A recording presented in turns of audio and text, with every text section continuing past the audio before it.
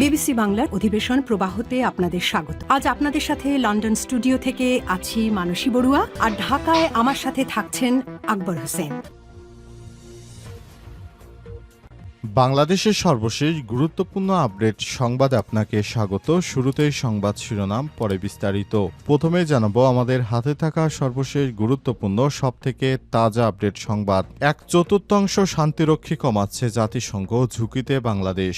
তহবিলের তীব্র সংকটের কারণে জাতিসংঘ আগামী মাসগুলোতে বিশ্বজুড়ে তাদের 9টি শান্তিরক্ষী মিশনে 1/4 শান্তিরক্ষী কমানোর সিদ্ধান্ত নিয়েছে। এতে ঝুঁকির মুখে পড়েছে বাংলাদেশ সেনাবাহিনী ও পুলিশের সদস্যরা।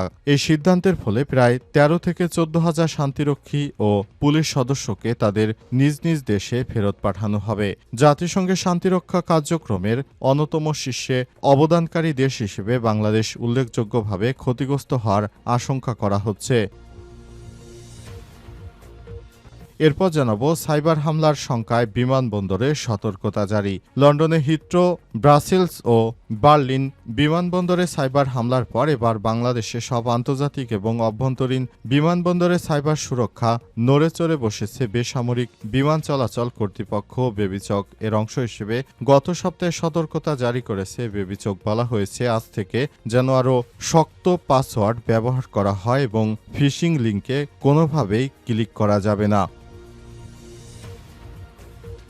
এদিকে শেখ হাসিনার সঙ্গে 5 উপদেষ্টা হাত মিলিয়েছে বলেন রাশেদ খান। শেখ হাসিনার সঙ্গে 5 জন উপদেষ্টা হাত মিলিয়েছে এবং তারা শেখ হাসিনার সঙ্গে ষড়যন্ত্রে লিপ্ত হয়েছে বলে অভিযোগ করেছেন গণ অধিকার পরিষদের সাধারণ সম্পাদক রাশেদ খান। আজ রাজধানীতে ঐক্যমত কমিশনের বৈঠক শেষে সাংবাদিকদের তিনি এসব কথা বলেন।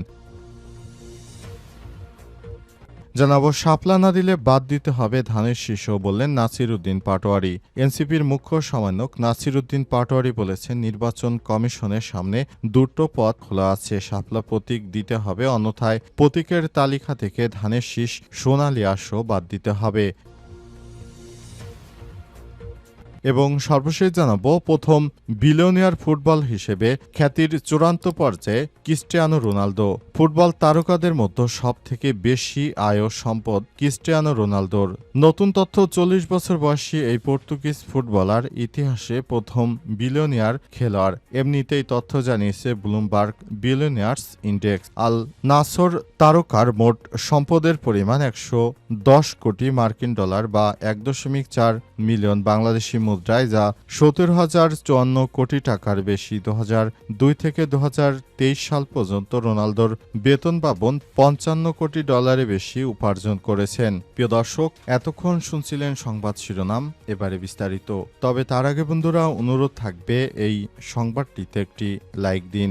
এই চ্যানেলে আপনি নতুন হয়ে থাকলে আমাদের সংবাদটি দেখতে দেখতে চ্যানেলটি সাবস্ক্রাইব করে রাখুন। কমেন্ট করে বন্ধুরা আপনার মূল্যবান মতামত জানিয়ে দিন আপনি বিশ্বের কোন দেশ থেকে বা বাংলাদেশের কোন স্থান থেকে আমাদের সংবাদটি দেখছেন এবং শুনছেন। আর বন্ধুরা, সংবাদটি আপনার সোশ্যাল মিডিয়া ফেসবুকে শেয়ার করে বন্ধুদেরও দেখার সুযোগ করে দিন। এবারে বিস্তারিত।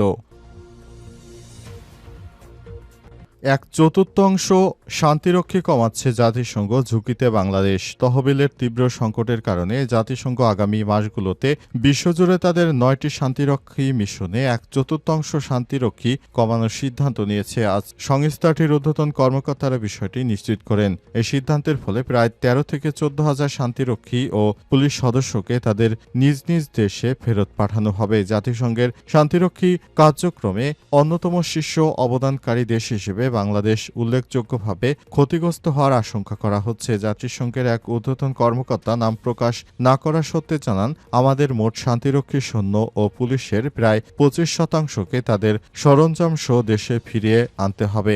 জাতিসংঘের এই সিদ্ধান্তের মূল কারণ, সংস্থাটির সবথেকে বড় দাতা দেশ যুক্তরাষ্ট্র অর্থায়ন অনিশ্চিত হয়ে পড়েছে।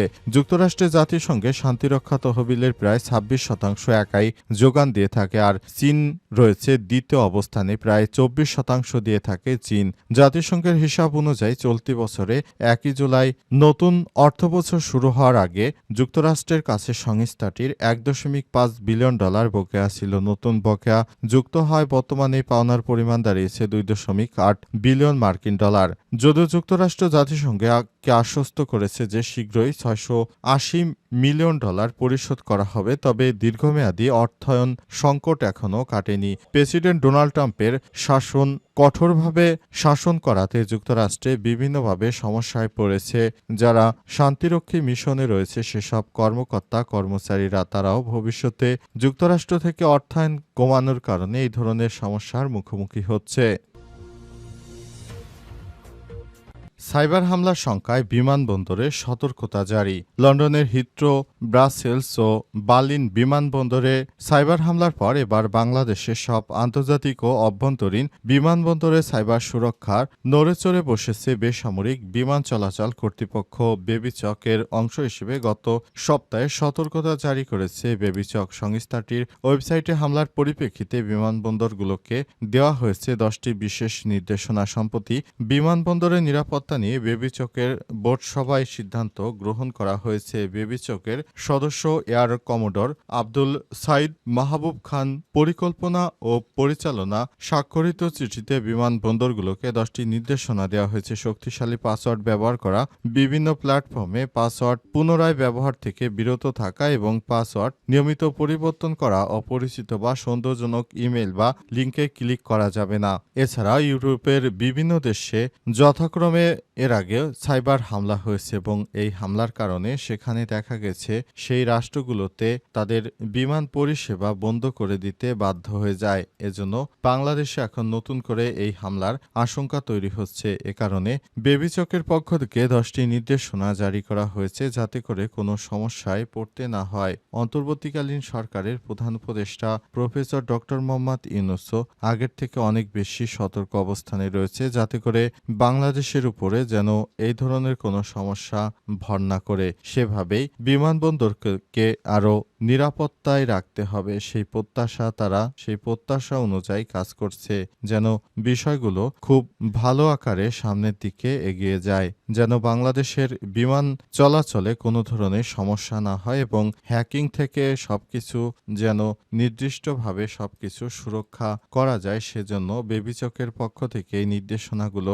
জারি করা হয়েছে যাতে করে বাংলাদেশের বিমান পরিবহন সংস্থাগুলো তাদের কর্মচারীদেরকে এই আওতায় নিয়ে আসতে পারেন, যাতে করে সবাই যার যার জায়গা থেকে সতর্ক হয়ে যায়, যেন বিমানে কোনো হ্যাকার গ্রুপ হামলা করতে না পারে।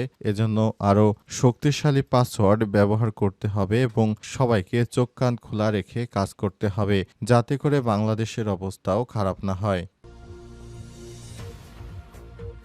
শেখ হাসিনার সঙ্গে 5 উপদেষ্টা হাত মিলিয়েছে বললেন রাশেদ খান।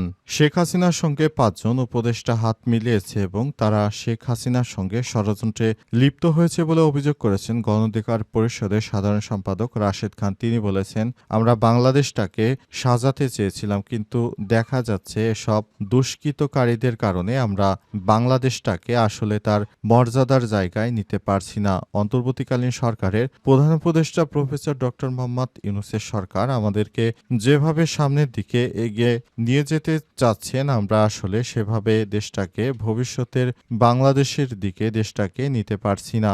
অন্তর্বর্তীকালীন সরকারের প্রধান উপদেষ্টাকে ধন্যবাদ জানাই, তিনি আছেন বলে উপদেষ্টা পরিষদ থেকে এখনো সেভাবে কোনো কিছু করতে পারেনি। তাছাড়া তারা যেভাবে হাসিনার সঙ্গে হাত মিলিয়েছে, আমাদের দৃঢ় বিশ্বাস তারা দেশটাকে আবারও অস্থিতিশীল পরিস্থিতির মধ্যে ঠেলে দেবে। সুতরাং তাদের কোনো হীনমন্য চক্র যেন কখনোই সার্থক না হয়, এজন্য অন্তর্বর্তীকালীন সরকারকে আমরা ধন্যবাদ জানাই। যেন অন্তর্বর্তীকালীন সরকারের প্রধান উপদেষ্টা প্রফেসর ডক্টর মোহাম্মদ ইউনূস এই বিষয়গুলো শক্ত হাতে হ্যান্ডেল করে, যাতে কেউ এই নির্বাচন কমিশন কিংবা যারা উপদেষ্টা পরিষদে রয়েছে তারা কখনোই যেন আর এই ধরনের কোনো অপকর্ম করতে না পারে, তাদের ব্যাপারে সরকার যেন শক্ত অবস্থান নেয় বলে মন্তব্য করেছেন রাশেদ খান। তিনি আরও বলেছেন, আমরা নতুন বাংলাদেশ গড়তে চাই, নতুন বাংলাদেশ গড়তে গিয়ে আমরা অনেক বাধার সম্মুখীন হচ্ছি।